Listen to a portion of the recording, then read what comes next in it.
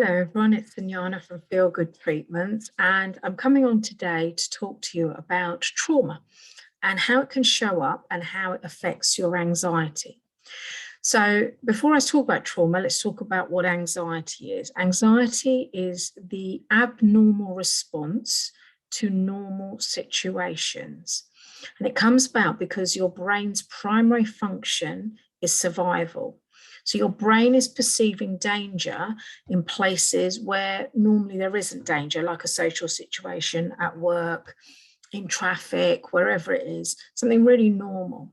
And so that's what anxiety is. It's taking you into the unknown, into the future, and to a place where you cannot always solve or find the answers that you're looking for.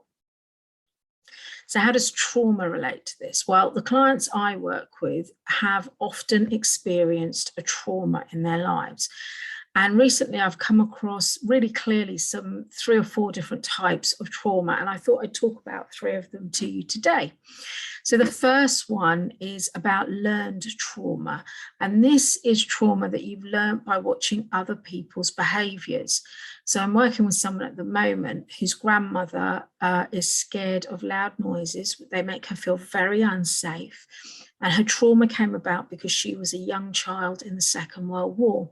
And unsurprisingly, loud noises equal bombs, which equals, danger to life. And so she feels really unsafe. What's really interesting is that her daughter, her granddaughter, and her great-granddaughter all have the same fear, and it is through watching the original lady and her fear. And they've all got slightly different versions of it, but it all comes down to not feeling safe, not being able to escape to somewhere safe. So that's the first type of trauma. The second type of trauma I want to talk about is related to abuse. Now, this could be through a narcissistic relationship. It can be financial abuse. It could be through a different relation, not necessarily a husband-wife relationship, but within siblings, a toxic relationship. And quite often it's accompanied by verbal violence, as I like to call it. So where they're name calling, belittling someone, and basically reducing their self-worth to nothing. And so what that does, it creates an anxiety about, will I ever be able to do anything? Am I worthy? Am I worthy of even having a life here? This is also a type of anxiety that I've seen in clients. And then the third type is when you've experienced a shock of some sort or an event.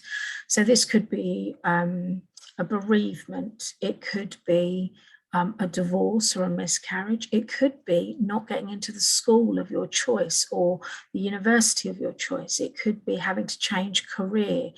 It could be the loss of a long-held dream.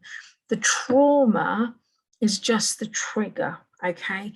And it's not, traumas can be small. The event can be small, and that's in other people's perception that it could be small, or it can be actually something quite big, like a divorce or a bereavement.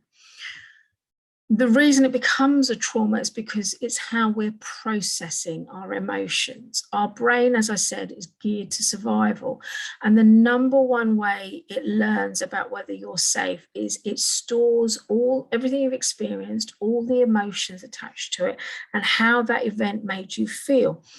And so when you are going through your daily life, your brain is constantly checking, have we felt this before? How did it make us feel? Did it make us feel safe? Did it make us feel good? Did it make us feel happy? Or did it make us feel all the opposite things? And then it helps you react. So if you have had an event that makes you feel unsafe or fearful, and that's stored in your brain, and then you've had furthermore experiences that have kind of compounded the original experience, what happens is that your brain starts automatically assuming that everything is unsafe, and that leads to your anxiety. If you can relate to any of these things and you've experienced something like this and you've got anxiety, I would love to help you.